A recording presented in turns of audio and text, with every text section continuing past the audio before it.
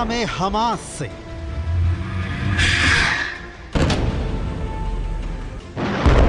Lebanon में Hezbollah से, Yemen में हूथी विद्रोहियों से,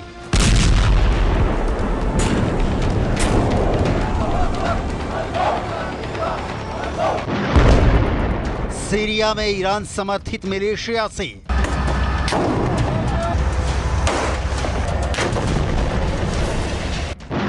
इराक में ईरान समर्थित फोर्स से,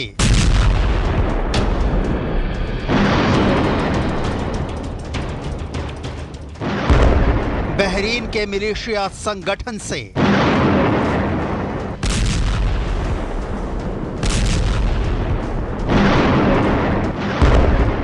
और अब नंबर 7 तुर्की से।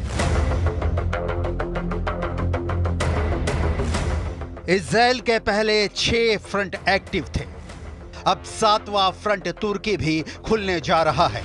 तुर्की ने एलानिया तौर पर इजराइल को दुश्मन देश मान लिया है।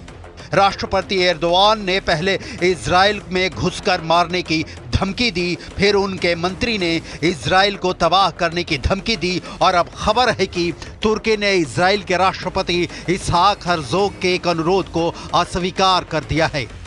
इजरायली राष्ट्रपति अजरबैजान की राजधानी बाकू में चल रहे COP29 जलवायु शिखर सम्मेलन में जाने के लिए तुर्की के हवाई क्षेत्र का इस्तेमाल करना चाहते थे, लेकिन तुर्की ने उनके अनुरोध को अस्वीकार कर दिया है।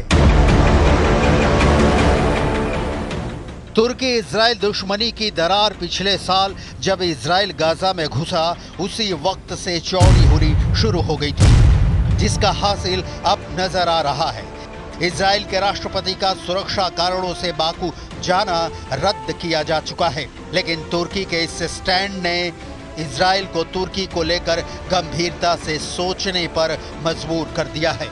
सवाल है कि आखिर अचानक तुर्की को इजराइल से डर क्यों लगने लगा है? क्यों अपने आसमान से नहीं गुजरने दिया इजराइल के राष्ट्रपति का विमान? कल तक तुर्की गाजा में इजराइल के हमलों को लेकर विरोध कर रहा था और साथ ही इजराइल को तेल की सप्लाई कर रहा था। तब अचानक ऐसा क्या हुआ कि तुर्की ने इजराइल से सीधा पंगा ले लिया? तुर्की के राष्ट्रपति रेसेप ताय्यप एर्दोआन ने सऊदी अरब और अजरबैजान के दौरे के दौरान इजराइल से संबंध खत्म करने का ऐलान किया। एर्दोआन ने कहा, मेरे नेतृत्व में तुर्की गणराज्य की सरकार इजराइल के साथ किसी भी तरह का संबंध जारी नहीं रखेगी और हम अपने इस रुख पर आगे भी कायम रहेंगे। तुर्की और इजराइल के संबंध मुश्किलों से भरे रहे हैं। तुर्की दुनिया का पहला मुस्लिम बहुल देश था जिसने इजराइल को मान्यता दी थी। सवाल फिर वही, तो अचानक क्यों तुर्की ने इजराइल से अपने संबंध खत्म कर लिए? एर्दोआन के दिमाग में क्या चल रहा है? समझने के लिए आपको रियाद से आई ये तस्वीरें देखनी होंगी। रियाद में आयोजित इस सम्मेलन का नाम अरब इस्लामी शिखर सम्मेलन दिया गया था। रियाद में आयोजित इस कॉन्फ्रेंस में सिर्फ गाजा और लेबनान में चल रहे इजरायली हमले पर ही चर्चा हुई और इस शिखर सम्मेलन में तुर्की के राष्ट्रपति एर्दोआन भी हिस्सा लेने पहुंचे थे। सुनिए सम्मेलन के बाद इजराइल को लेकर क्या बयान दिया गया। دول العالم لمراجعة علاقاتها مع دولة الاحتلال وعدم تطبيع علاقاتها معها أمام عدم التزامها بالقانون الدولي وارتكاب الإبادة الجماعية واستهداف وكالة الأونروا في فلسطين.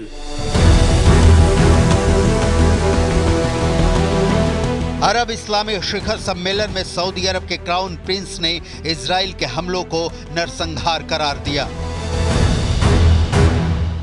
تجدد المملكة إدانتها ورفضها القاطع للإبادة الجماعية التي ترتكبها إسرائيل بحق الشعب الفلسطيني الشقيق، وراح ضحاياها أكثر من 150 ألف من الشهداء والمصابين والمفقودين، معظمهم من النساء والأطفال. ونؤكد أن استمرار إسرائيل في جرائمها بحق الأبرياء والإمعان في انتهاك قدسية المسجد الأقصى المبارك والانتقاص من الدور المحوري للسلطة الوطنية الفلسطينية على كل الأراضي الفلسطينية من شأنها تقويض جهود الهادفة لحصول الشعب الفلسطيني على حقوقه المشروعة وإحلال السلام في المنطقة. पूरी दुनिया को मालूम है कि तुर्की की अर्थव्यवस्था की हालत ठीक नहीं है। इसलिए अर्दोआन अपने इलाके के देशों से रिश्ते गहरा रखना चाहते थे। उनके इस प्लान में इजराइल भी शामिल था। सितंबर में ही अर्दोआन ने न्यूयॉर्क में संयुक्त राष्ट्र की आम सभा में इजरायली प्रधानमंत्री बेन्यामिन नेतन्याहू से मुलाकात की थी और उन्हें अंकारा आने का न्योता भी दिया था।